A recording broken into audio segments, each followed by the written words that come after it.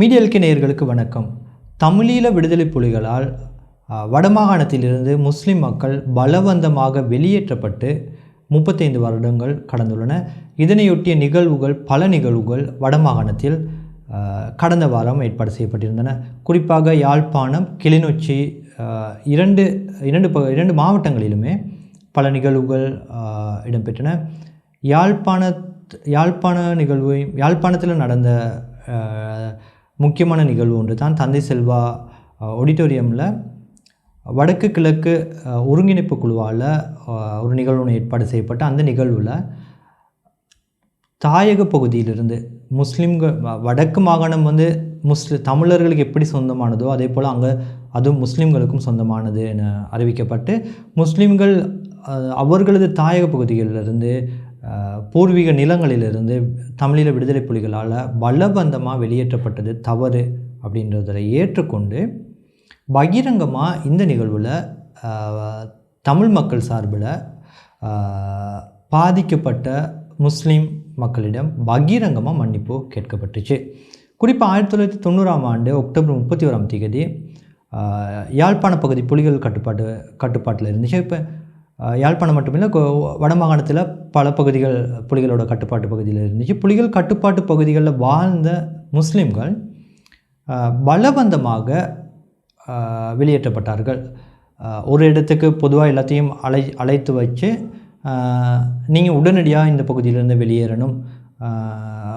யாழ்ப்பாணத்தில் உள்ளவங்களுக்கு 2 மணித்தியாலங்கள் கால அவகாசம் வழங்கப்பட்டிருந்துச்சு. ஆனால் மன்னார் பகுதிகளில் உள்ள தீவுகளில் வாழ்ந்த முஸ்லீம்களுக்கு 5 நாட்கள் கால அவகாசம் வழங்கப்பட்டதாக பாதிக்கப்பட்ட முஸ்லீம்கள் சொல்கிறாங்க. குறிப்பாக புலிகள் வைச்ச நிபந்தனைகளில் ஒன்று தான் அதிகளவான உடைமைகளை அங்கேருந்து அவர்களுக்கு சொந்தமான உடைமைகளை எடுத்துகிட்டு போக முடியாது. இப்போ உதாரணத்துக்கு வாகனங்கள் 2 இருந்துச்சுன்னா அதில் ஒரு வாகனத்தை மட்டும்தான் எடுத்துகிட்டு போக முடியும். அப்படி அதுவும் இல்லாமல் கடுமையான சோதனைக்கு உட்படுத்தப்பட்டு முஸ்லீம்கள் அவர்கள் பூர்வீகமாக வாழ்ந்த சொந்த நிலங்களை விட்டு வெளியேற்றப்பட்டார்கள். இந்த சம்பவத்தில் பாதிக்கப்பட்ட பல முஸ்லீம் சகோதரர்களை நாங்கள் வடமாகாணத்தில் சந்தித்தோம். குறிப்பாக அவர்களோட நிறைய நேரம் அதிக நேரம் கலந்துரையாட முடிந்தது. ஊடகவியலாளர்கள் குழுவாக நாங்கள் இது போன்ற முக்கியமான நிகழ்வுகளுக்கு பயணிப்பதை ஒரு வழக்கமாக கொண்டிருக்கிறோம். இந்த குழுவில் ஊடகவியலாளர் தரிந்து ஜெயவர்தன் இருப்பார், மனித உரிமைகள் செயற்பாட்டாளர் ருக்கி பெர்னாண்டோ இருப்பாங்க. இப்படி பலர் ஒரு டீமாக ஒவ்வொரு பகுதிகளுக்கும், நாடு முழுக்க ஒவ்வொரு பகுதிகளுக்கும் இது போன்ற முக்கியமான தருணங்களில் செய்தி சேகரிப்பதற்காக குழுவாக செல்றதை நாங்கள் ஒரு வழக்கமாக கொண்டிருக்கிறோம். இப்போ நம்மளோட RSF ரிஸ்லா நம்மளோட இருக்கிறாங்க.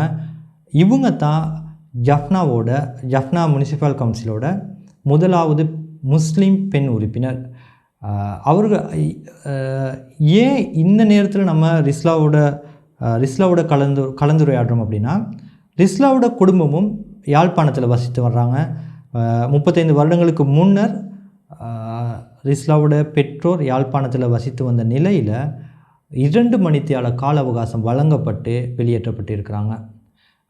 ரிஸ்லா இது சம்மந்தமாக நம்மளோட மனம் திறந்து பேச இருக்கிறாங்க.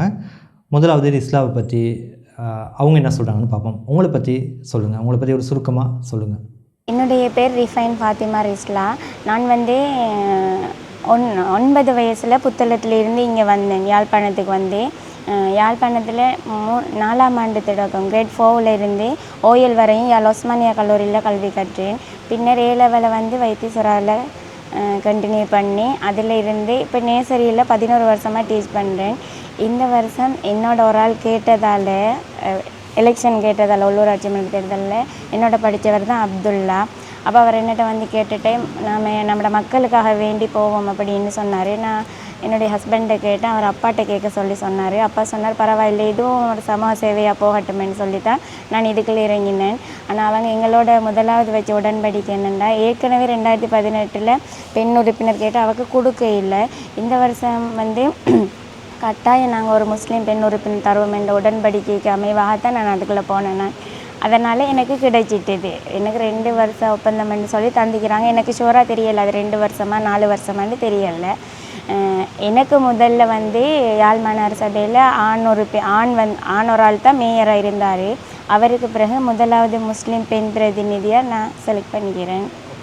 யாழ்ப்பாணத்திலிருந்து உங்களுடைய குடும்பம் வெளியேற்றப்பட்டது, அது மட்டும் இல்லாமல் இப்போ நீங்கள் வந்து யாழ் மாநகர சபையோட முஸ்லீம் உறுப்பினராக இருக்கிறீங்க. யாழ்ப்பாணம் மாநகர சபைக்குட்பட்ட எந்தெந்த பகுதிகளில் முஸ்லீம்கள் வாழ்கிறாங்க, முஸ்லீம்கள் எதிர்நோக்கிற இந்த பகுதிகளில் வாழ்கிற முஸ்லீம்கள் எதிர்நோக்கிற பிரதான பிரச்சனை என்ன? அந்த டைம் வந்து என்னென்னு சொல்கிறது, எங்களோட அப்பா அம்மாலாம் மாரி பண்ண இல்லை. அவங்க வெளியேற்றப்பட்டு 94 மாரி பண்ணி 95 தான் நான் பிறந்தது.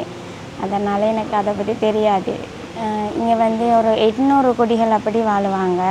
ஒவ்வொரு இடத்துலையும் பறந்துபட்டு வாழ்கிறாங்க. உதாரணம் புதிய சோனகதேர், முஸ்லீம் கல்லூரி வீதி, செம்மதேரு, அது வேலணை. அவங்களுக்குரிய பிரச்சனை இருப்பிடம் தான் கொஞ்சம் கூட பிரச்சனையாக இருக்குது. நாங்கள் இருக்கிற பகுதியில் வந்து முதலாம் குருக்கள்னு சொல்லி அதில் வந்து 23 குடிகள் இருந்தாங்க. அவங்களுக்கு நிரந்தர வீடு இல்லை. ஆனால் இப்போ வந்து காக்கைதீவன் சொல்லி அதில் அவங்களுக்கு வீடு கொடுத்திக்குது. இன்னொரு ரிஷாட் எம்பி அவர் கொடுத்திக்கிறாரு.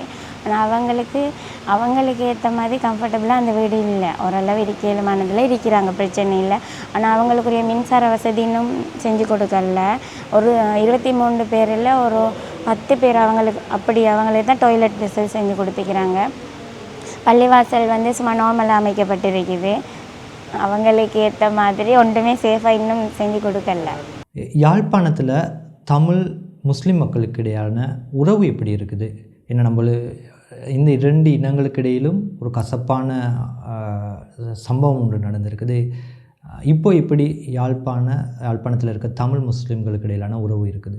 நாங்கள் கூடுதலாக தமிழாக்களோடு தான் சேர்ந்து வாழ்கிறதால என்ன இதென்றாலும், உதாரணத்துக்கு அவங்களோட ஃபங்க்ஷன் எங்களை கூப்பிடுவாங்க, எங்களோட இதெண்டா நாங்கள் அவங்கள கூப்பிடுவோம். அதனால் நல்ல மத நல்லிணக்கத்தோடு தான் நாங்கள் வாழ்ந்து கொண்டு இருக்கிறோம். அவங்களால எங்களுக்கு ஒரு பிரச்சனையும் இல்லை. இந்த என்னென்னு சொல்கிறது, நாங்கள் முதல் வந்து 90ஆம் ஆண்டு வெளியேற்றப்பட்டதால் அவங்க அதை சொல்லியும் இப்போ எங்களுக்கு காட்டுறே இல்லை. ஏன்னா எங்களுக்கு தெரியாது தானே, அந்த கதையை அவங்க கதைக்கிறே இல்லை பெருசாக. எங்களோட இப்போ உள்ள சமுதாயத்தோட கதைக்கிறே இல்லை அதை பற்றி. இன்றைய நிகழ்வில் வடமாகாணத்திலிருந்து முஸ்லீம்கள் பலவந்தமாக புலிகளால் வெளியேற்றப்பட்டது தவறு, அதற்காக பகிரங்கமாக மன்னிப்பு கேட்குறோம் அப்படின்னு இந்த நிகழ்வில் சற்று முன்னர் அறிவிச்சிருக்கிறாங்க. இந்த மன்னிப்பு கேட்கும்போது ஒரு முஸ்லீமாக, பாதிக்கப்பட்ட ஒரு முஸ்லீமாக நீங்கள் எப்படி உணர்றீங்க? மன்னிப்பு கேட்குறது வந்து சாதகமாக அமையாது. ஏண்டா உதாரணத்துக்கு வெளியேற்றப்பட்டது வந்து வேறு இன்னொருத்தங்க தானே, தமிழாக்க வெளியேற்ற இல்லையே முஸ்லீமாக்கள். அதனால் மன்னிப்புன்றது தேவையில்லை. அவங்க திருப்பியும் அதை மறந்து மத நல்லிணக்கத்தோடு வாழ்கிறது நல்லா இருக்குமென்று நினைக்கிறேன்.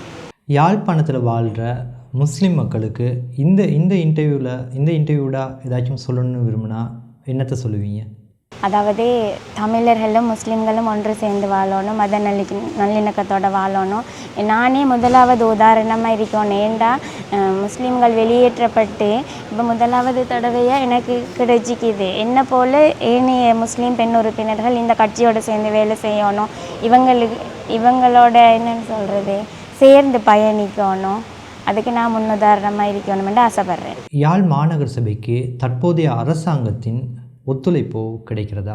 அரசாங்கத்தோட ஒத்துழைப்பு வந்து கிடைக்கிது தான், ஓரளவு தான் கிடைக்கிது. சரியான முறையில் கிடைக்கப்பெறையில்லைண்ணா.